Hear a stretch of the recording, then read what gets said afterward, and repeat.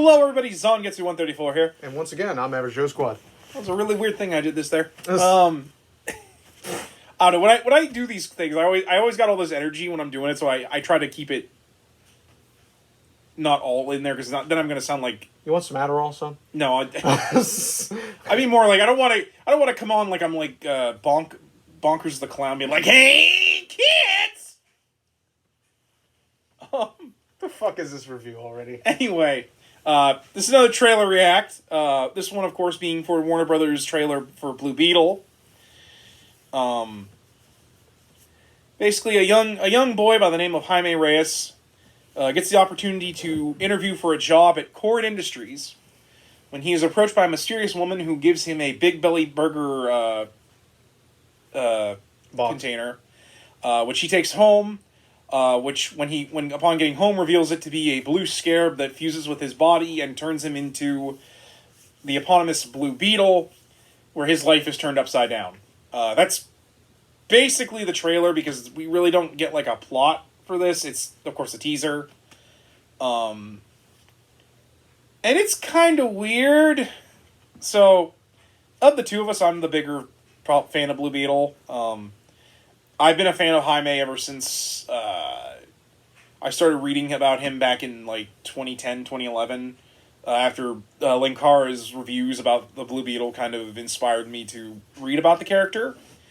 He, of course, was originally a character created by Fawcett Comics, which then again eventually got bought by Charleston Comics, and then eventually absorbed back into DC comic books.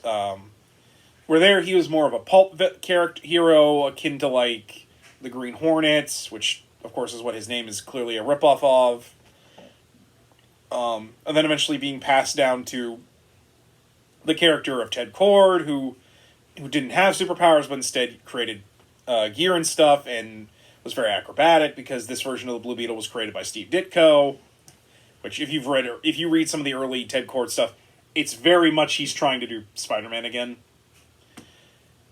Who of course tragically died during the events of Prelude to Infinite Crisis, where the Scarab would eventually find a host with a new teenager, a Latino boy by the name of Jaime Reyes in El Paso, Texas, where, as I say, the rest is history. He has actually shown up in a multitude of different things over the years.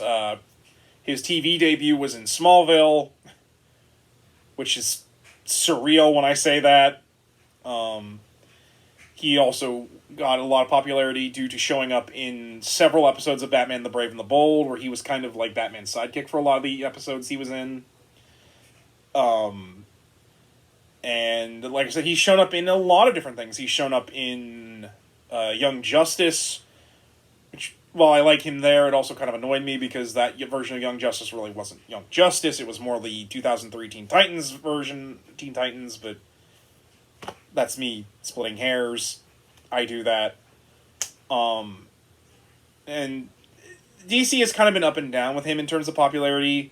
Sometimes he's really popular, other times he doesn't even have his own book.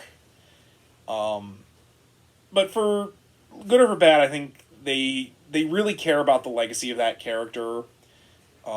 Usually Jaime living up to that legacy is really a running factor throughout his storylines. But man, this is a really weird trailer for me. Why don't you start with yours, because I know you probably have a little... Yeah, just from what I saw, because again, I'm not familiar at all with the character whatsoever. Since I've gotten back into comics, I've been really more of a Marvel kind of guy. That's fair. But obviously, I like DC as well. So, when I first heard about this, I knew you were going to be excited about it, because you've obviously told me some stuff about the character, not a whole lot, but just from what I saw in the trailer, it looks interesting. I can kind of see what you went with when we talked about it before, about being worried it was going to get compared to Spider-Man, because I can definitely see like some Spider-Man vibes in there. Yeah. But overall, it looks like it's going to be a pretty decent film. I don't know really what else to say, because I just don't have any expectations, you know? No, I'm kind of like... Yeah. I'm kind of going into it with nothing to draw from in terms of what to expect. Yeah. I mean, I hope it's a good film. Obviously. As do I. I don't want to waste money and go see a film that's terrible. I mean, I have some respect, mostly because, again, I'm not the biggest fan of George Lopez as a comedian. But it looks like he's more of a supporting cast role. And to be fair, he might be better because he's acting here and not just doing George Lopez like his TV show, which is just, I think I'm funny because I'm loud and screamy. Yeah. But I like it. It's really confusing for me what version of this character we're doing. I mean, obviously it's Jaime, but I for one, I don't know if it's taking place in El Paso because I'm not sure if Cord Industries is in El Paso. But for one, I do think it's taking a little bit more from Rebirth, where Ted kind of mentors Jaime.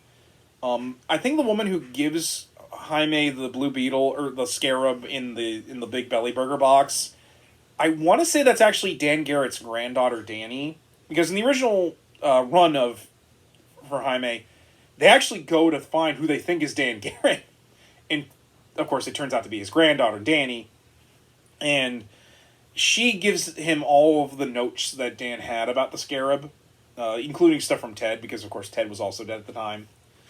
Also, that's a surreal book because Peacemaker is actually a part of it, but he's not like the goofy Peacemaker that He's kind of like the more serious style. Yeah. Although in that, he's kind of nuts because apparently the database for the Scarab actually, because he was doing wet work as an assassin for the U.S. government, he falls into the same pyramid that the Scarab was in, but this is after the Scarab was, of course, taken from it. And the database was actually, because when the Scarab landed here, it actually broken. It's technically malfunctioning. The database for the Scarab actually gets downloaded into Peacemaker's brain. And so he's he knows all this stuff about the Scarab, its creators. Because I don't want to spoil who its creators are, because if you do, they actually are. The trailer advertises that they're doing all of the Blue Beetle stuff that from his original run. Go pick it up. It is some of the best comic stuff you'll ever read. But basically, yeah. I assume that's Danny's granddaughter. She's obviously working with Cord because technically the Scarab belongs to her. Mm-hmm. I say technically because the Scarab chose Jaime. But otherwise, I'm not really sure what I get the plot a little bit. It's about him and his family. I think the villain of the piece is actually supposed to be Brenda's aunt, who is a villain known as Ladama. Her whole thing is, after the events of Infinite Crisis, she wanted to create an army of metahumans and magic users because she felt like that was going to be the next big thing in the criminal underground. And basically that way it would give her an edge and to also protect her family and stuff. Also, she kills Brenda's dad because he's an alcoholic and beats her. She makes it look like he dies in a car crash. But she's great because she knows instantly that Jaime is the Blue Beetle. And the two of them have this dynamic of they have to fight, but they also have to work together because they don't want to upset Brenda. Also sad, I don't think Paco's in here, and I love Paco. This man once threatened to beat an alien to death with a stick. I love Paco. But basically, I think that the villain of the piece is going to be Ladama because she's after the Scarab because she thinks it's magic in nature. Which, again, I say in nature. Read the book, you'll understand. Although I did kind of spoil a little bit about the Scarab's origins with the Peacemaker thing, but there's also a villain there. I don't know who that is. I assume it might be this demon Ladama summons to try and test the Blue Beetle when he first shows up. Mm-hmm. I could be wrong. I should have probably looked at the wiki page to see if they talk about the characters in this, but I kind of want to go in blind because I don't want to have too much hope that it's going to follow the original run, which is my favorite version of the character. Yeah. Because I'm sure it's probably going to have a little bit of the Rebirth stuff and the New 52 stuff, but honestly, my bigger complaints with the trailer is mostly just I had hoped maybe we'd seen Paco and Brenda and kind of see it would be more kind of like how the comics were, where he goes to high school with them, and it's where here it seems like he's graduated from high school and is trying to get a job. And again, we don't see his friends, which makes me kind of worry that they're not going to be in it. which is especially annoying to me because like Brenda is one of the reasons why the relationship between Ladama and Jaime is the way it is. But I mean, that's not a complete deal breaker. If it's still good, I can kind of forgive it. We do see his sister and his family. I don't know who George Lopez's character is. I think he's either supposed to be his dad or one of his relatives. I'm assuming it's his dad, but they do seem to have a bit more of a family in the house when usually it's just him, his parents, and his sister. But, you know, they might be expanding it a little bit. Otherwise,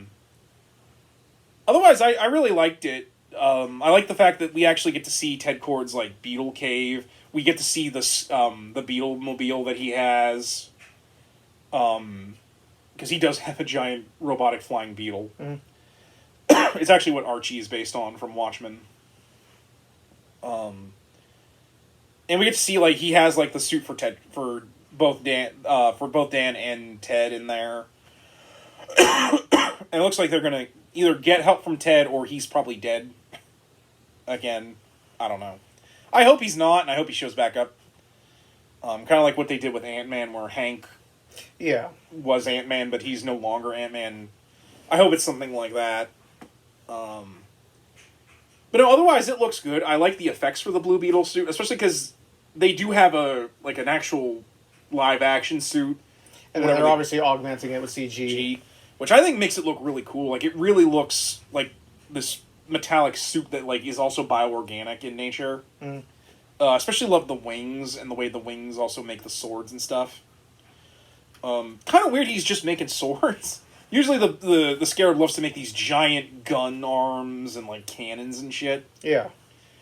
But, to be fair, the swords also look like they shoot energy beams, so it'll probably be cool regardless, but only other thing I didn't like was the stupid line where they're like, oh, it's like Batman, and George Lopez goes, Batman's a fascist. I'm like, thank you.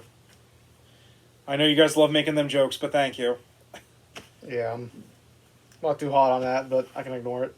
Yeah, it just gets tiring, because, like, they've been doing that since Peacemaker. Yeah. I'm like, you guys know that, like, he's also, like, your bestseller, right? But yeah, I do hope it's good. I actually kind of think it was interesting they actually referenced Big Belly Burger. Which, I mean, granted, that's a thing in the DC universe. It's a burger chain akin to Bob's Big Boy. But I was kind of surprised they redid the artwork for it. I figured they would just reuse stuff from the Flash because that's a... Yeah, but they actually went like with a comic accurate looking version. Yeah. Well, especially because I think nowadays they just use the Big Belly Burger design from the CW whenever they draw it now, but I guess that's changed. Like I said, I hope it's good. I like the action. I like the suit stuff. Do you have anything else you want to talk about? No, like I said, it's hard for me to really react because like I said, I have like no knowledge of the character. So, but you thought the trailer looked pretty good. Yeah, I think it looks good. I'm definitely going to go see it. We're obviously going to go see it, but yeah. Like, I think that might help with my review is that I'm going in like completely blind. Yeah. You know, like some of the stuff we've gone and seen, obviously we've been kind of like affected by knowing the material. Yeah. Prior to going to see it, so it'll be an interesting because like you have that knowledge and I don't, so it'll be kind of like a interesting like back and forth when we actually do the review. Because there's really only been a few heroes where you have more knowledge of it than me. Yeah. Not to. Yeah. So it'll be interesting. So. But yeah, sorry this is a little shorter than the other trailer react we just dropped, but, you know, there's not really much we can say. It was very much a teaser. Yeah, it wasn't really a full trailer. It felt like a teaser. Yeah. Anyways, guys, I think that'll wrap it up. Hope you guys enjoyed the special episode we shot. And, yeah. Till then, guys, I'm Zangetsu134. And I'm Members Joe Squad. And as always, we ask you, remember the hyphen? And take care.